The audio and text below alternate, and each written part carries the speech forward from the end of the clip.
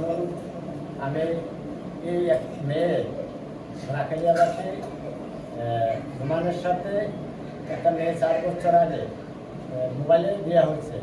গণ্যমান্য কিছু এলাকার এখন মুরব্বী আমার মুরব্বী সহ 3 বছরের টান দিয়ে এরা 3 মাসের টান দিয়া এরা আমার লোক এই কথাবার্তি দিয়া আমার এই 3 মাসের টাইমের থেকে 4 বছর ঘুরে আমার থেকে এই মানে 4 মাস 5 মাস বেচারি বললো আমি অবৈধ আসতে পারবো না। আমারে বললো আমি কিছু টাকা দেন। তখন আমি 1,20,000 টাকা এনে দিলাম। বৈধ হইয়া মানে আমার দেশে আমার মেয়ে উঠে দিল। আমার আশা দিয়ে 4টা বছর ঘুরে রাখতে আমার জীবনের মেয়ের জীবনটা নষ্ট করিয়া আমার থেকে আজ না কাল না পড়বো এই মিলে 4 বছর ঘুরে এলো। ঘুরানোর পর আমি আর ময় মুরব্বীরে জানালাম। ময় মুরব্বী বললো মানে আপনার মেয়ে আপনি বিয়া দিলাম, আমাকে বলা অবৈধ আসতে পারবো না, কোনো গ্যারান্টি নেই। আপনার মেয়ে আর কয়েককাল রাখবেন আশায়। মেন গার্জিয়ান হলো বই, আমার সাথে বইলে একটা ক্লিয়ার কথা কেছে, তাহলে আপনি আপনার মেয়ে বিয়া দিলাম, আমাকে কোনো দুঃখ নাই, কিন্তু আমার বাইরে আপনারা হয়রানি করতে পারবেন না, যেহেতু কাবিন নামা নাই। তবে আপনারা আপনাকে মেয়ে বিয়া দিলাম, আমার কোনো আপত্তি নাই। এই পরে ছেলের তো অনুমতি দিলাম, ছেলেও বললো হ্যাঁ আমি আসতে পারবো না, আমি মানে অবৈধ। তো আপনার মেয়ে আমার আশায় ধরে রাখছেন না, আপনার মেয়ে আপনি বিয়ে দিলাম না যায়। আমি আমার দেশের কিছু মুরব্বীর সাথে আলাপ আলোচনার সাথে তখন আমি মেয়ে বিয়ে দিলাম। দেওয়ার পর এরা এই প্রায় 5-6 মাস আমার মেয়ে বিয়ে হলো। এই 5-6 মাস দুধ করে থেকে এখন আমার নামে এরা একটা প্রতারণা চালাইলো। আমি এদের 16 লাখ টাকা আমি মানে আত্মসাৎ করলাম। এইটা করে আমার সাংবাদিক দেওয়া আমার হয়রানি করতেছে। হয়রানির পর এরা আমি এইটা আবার কয়েকদিন আমার এলাকার গণ্যমান্য মুরব্বীরা জানানোর পর এরা আবার কী হলো, এরা থানা থেকে প্রশাসনের কাছে গিয়া আমার নামে একটা অভিযোগ দাঁড় করলো।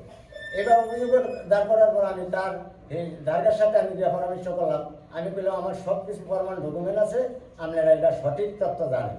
তখন এখন দার্গা সাহেব এটা অফ রইল।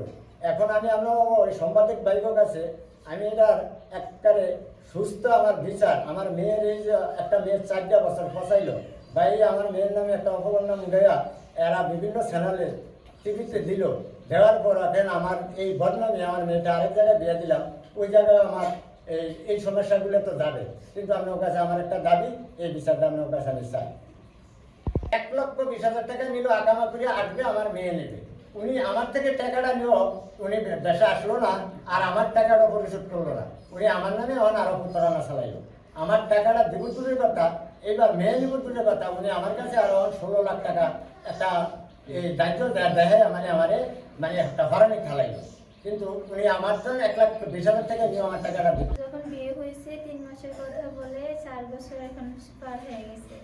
এই 4 বছরের ভিতরে ও আমার 2 মাস ঠিক করে খরচের টাকা দেয় না। ও নাকি ভিসা নাই, ভিসা ক্যান্সেল হয়ে গেছে, ও নিজেই চলতে পারে না। দেশ থেকে টাকা নিয়ে ও চলতো। কিছু মাস পরে আমার ফোনে টাকা পাঠাইছে, আমি আবার বিকাশে যাদের থেকে নিয়েছি ওনাদের ফোনে দিয়ে দিচ্ছি। তারপর এইভাবে 4 বছর যাওয়ার পরে আমার বাসায় অনেক বিয়ে সম্বন্ধ আসে। আমার বাবা মা ওর জন্য আমাকে রেখে দেয়, কোথাও বিয়ে দেয় না। আর ওকে আসতে বললেও আমাকে মন্দ বলে কথার আঘাত দেয়। ওর কথার আঘাতে আমি অধৈর্য হয়ে নিজে পরে ডিভোর্স দিই। আমার বাবা মা আমাকে অন্য জায়গায় বিয়ে দিয়ে দেয়। দেওয়ার পরে এখন আমি 4-5 মাস ভালোই ছিলাম। ও এখন একটা উঠেছে, আমার বাবা নাকি ওর থেকে 17 লাখ টাকা নিছে। আমার বাবা মাকে একটা হরাই ফেলছে, আমাকেও আমার শ্বশুর বাড়ি একটা কথা শুনাইতেছে, বা আমার নামে নানান কথা সকল জায়গায় প্রচার করে দিছে। মানে নানানভাবে ও আমাকে অত্যাচার আগেও করছে, এখনো করতেছে। এখন আমি আপনার সংসার নষ্ট করার জন্য চেষ্টা করতেছে। এখন আমার এই সংসারও নষ্ট করতে চাইতেছে, যে এখনো আমাকে কেন আগেও এতভাবে অত্যাচার করছে, এখনো করতেছে। আমি এটার বিচার চাই। আগে আপনাদের ভাইয়া বিয়ে হয়েছে কিভাবে? বিয়ে ফোনে হয়েছে। আপনারা তারা দেখছেন? ওরে বাস্তবে দেখিনি, ফোনে দেখছি। আর গার্জিয়ান কে ছিল? ওর বাবা বিদেশে, ওর শুধু বড় বোন আর ওর মানে প্রতিবেশী। কাবিন দিছে আপনার কাছে কি সন্দেহ হয়েছে যে সে কোনো মানে হুন্ডি ব্যবসা করা, অবৈধ কোনো ব্যবসা করা, যে টাকা পয়সা দিয়ে ব্যবসা করাইতো, এরকম কিছু মনে হয়েছে নাকি? এই যে আপনার মোবাইলে যে উনি টাকাগুলো দিছে, আপনি যে আবার ওনার দেওয়া নাম্বারগুলোতে পাঠাইছেন, এই এভিডেন্সগুলো আছে না আপনার কাছে? হ্যাঁ আছে। বিকাশের ডিটেলস তো আছে। জি, আছে। তো তাইলে কেন মিথ্যা আপনার বিরুদ্ধে এই ধরনের অভিযোগ করব, কারণ কি?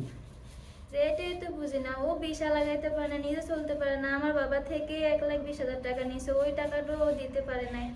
ও আবার মিথ্যে একটা বাহানা দিয়ে আমাদের নাকি এত টাকা দিছে, ও নিজেই তো খাইতে পাইতেছে না, ও শুধু শুধু আমাদের